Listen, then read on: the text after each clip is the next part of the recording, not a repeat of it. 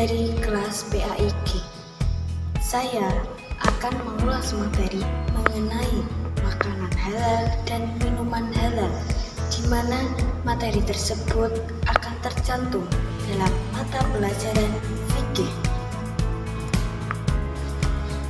Baik, pada kesempatan ini saya akan mengulas materi mengenai makanan halal dan minuman halal, di mana makanan halal dan minuman halal itu barang siapa yang meminumnya dengan yang bermerek halal dan tidak mengandung bahan pengawet, bahan pewarna, maka badan kita akan merasa terjaga, stamina kita menjadi kuat, sumber tenaga kita menjadi stamina. Oleh sebab itu, marilah kita makan makanan dan minuman yang berkualitas serta mengandung bahan-bahan yang baik dikonsumsi. Silahkan amati dari pembahasan-pembahasan mengenai makanan halal, minuman halal, hikmah, contoh, jenis-jenis di slide yang berikutnya. Makanan halal menurut bahasa berasal dari kata makanan yang berarti dari yang kita makan, sedangkan berasal dari bahasa Arab yang disebut kata at-ta'am atau al-at'imah yang artinya makan makanan. Jadi, kata makanan yang berasal dari kata makan adalah segala sesuatu yang dapat dimakan atau dikonsumsi oleh manusia, baik yang berasal dari hewan atau tumbuhan, yang dapat menghilangkan rasa lapar dan memberikan tenaga. Sebelum masuk pada materi, sepertinya kita harus mengetahui contoh dari makanan halal tersebut. Di antaranya ada susu, buah-buahan, roti, dan sayuran. Selanjutnya, kita harus paham mengenai apa sih makanan halal itu. Makanan halal adalah makanan yang diperbolehkan untuk dikonsumsi atau dimakan dengan ketentuan syariat Islam.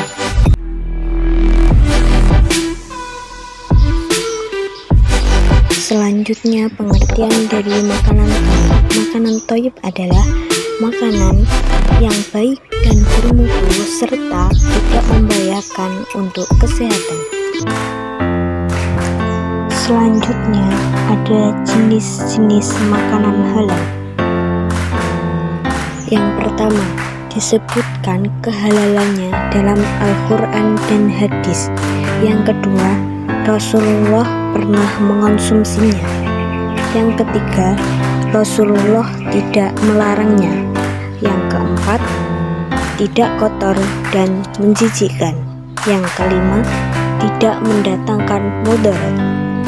Selanjutnya ada manfaat makanan halal. Yang pertama, menyehatkan badan. Yang kedua, mendapat ridho dari Allah Subhanahu wa Ta'ala. Yang ketiga, menuntutnya untuk ke surga. Dan yang keempat, sebagai sumber tenaga. Setelah kita sudah belajar mengenai pengertian makanan halal, kita beralih menuju pengertian minuman halal.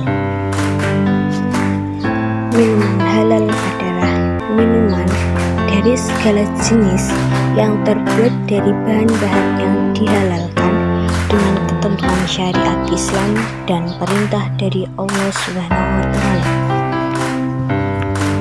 Setelah itu, kita harus paham cara apa yang membiasakan untuk mengonsumsi dari minuman halal.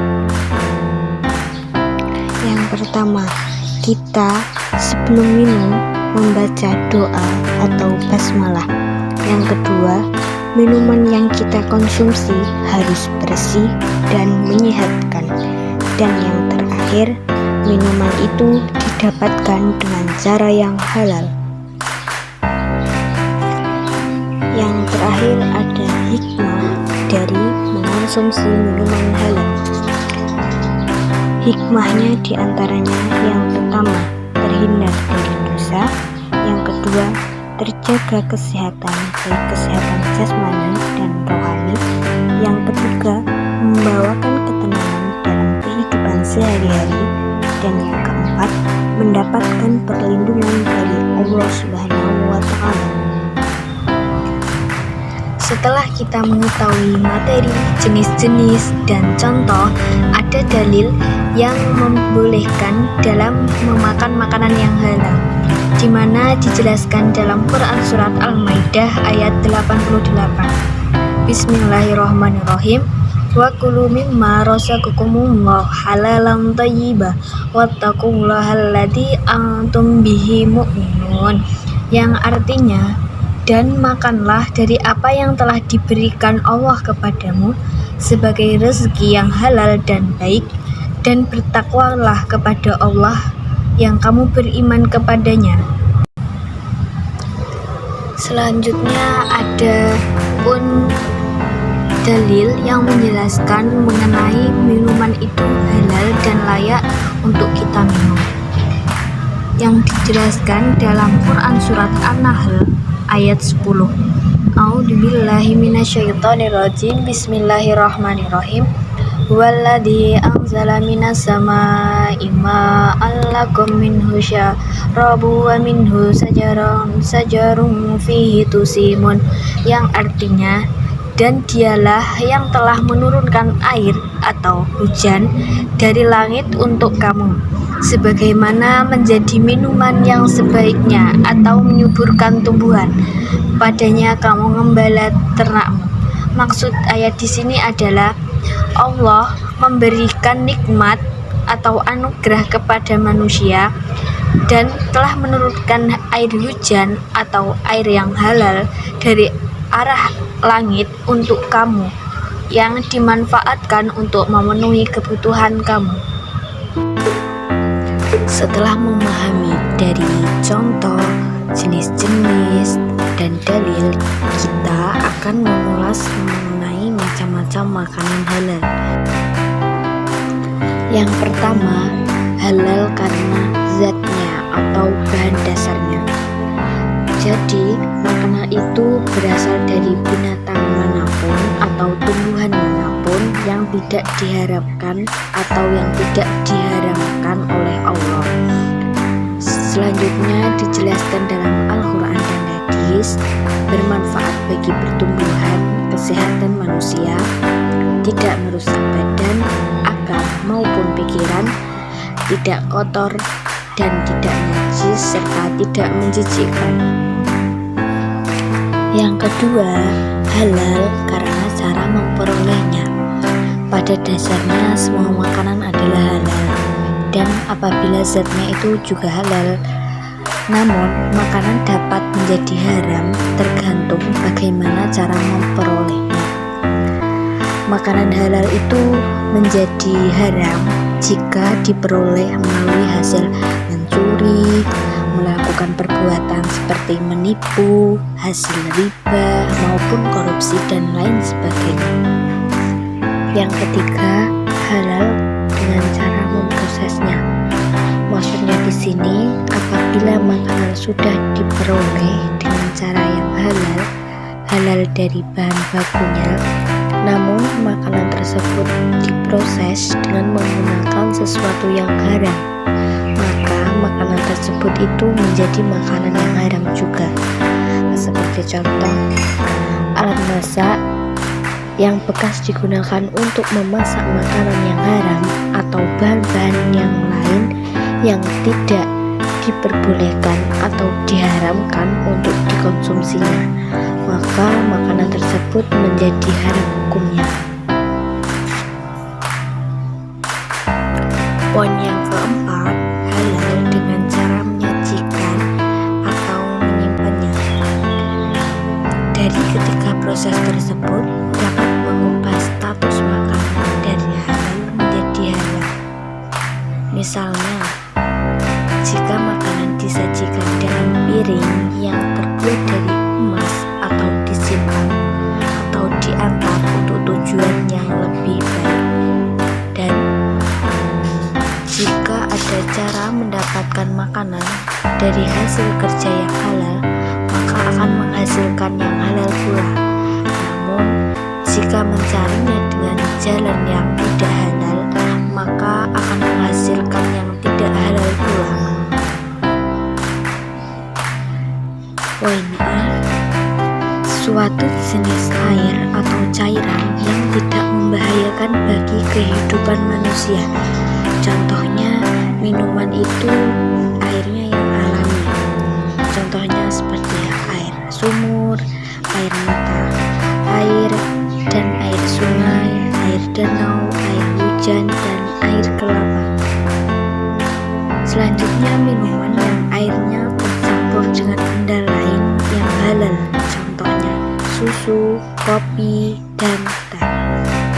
Selanjutnya, minuman yang melalui proses kimia seperti Coca-Cola, Fanta. Poinnya B. Air atau cairan yang tidak memabukkan walaupun sebelumnya pernah memabukkan. Contohnya arak yang berubah menjadi cuka. Poin yang C. Air atau cairan bukan berupa benda najis atau terkena najis. Poin yang D. Air atau cairan yang suci yang dapat didapat dengan cara yang halal. Setelah itu, ada manfaat dari mengonsumsi minuman halal. Yang pertama, terhindar dari murka Allah karena menjauhi larangannya. Yang kedua, tubuh kita akan terlalu sehat karena yang diminum adalah sesuatu yang baik. Yang ketiga, akan menghasilkan hati dan pikiran yang bersih karena mendapat curahan kasih sayang dari Allah SWT.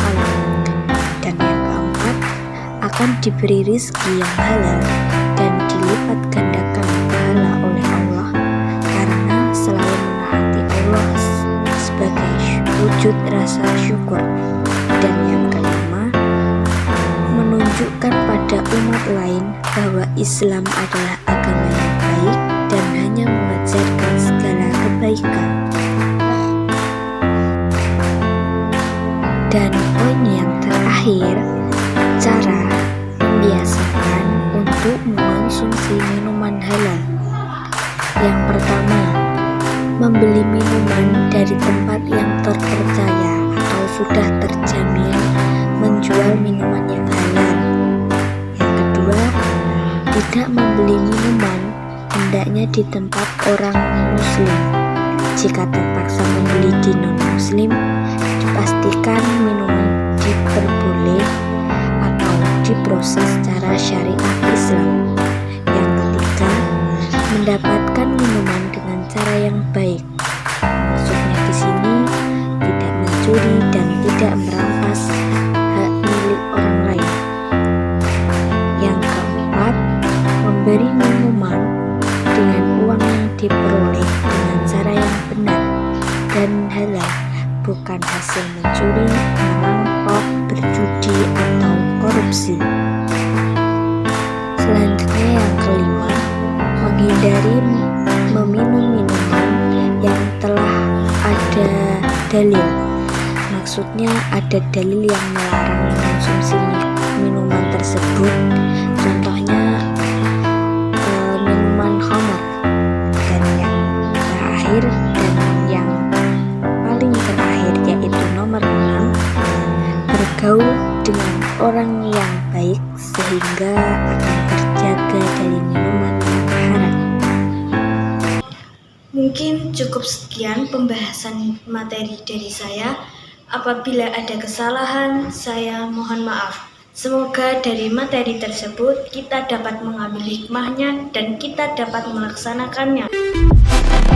Akhiran, wallahumma fiq wa min tariq ihdinas siratal mustaqim. Wassalamualaikum warahmatullahi wabarakatuh.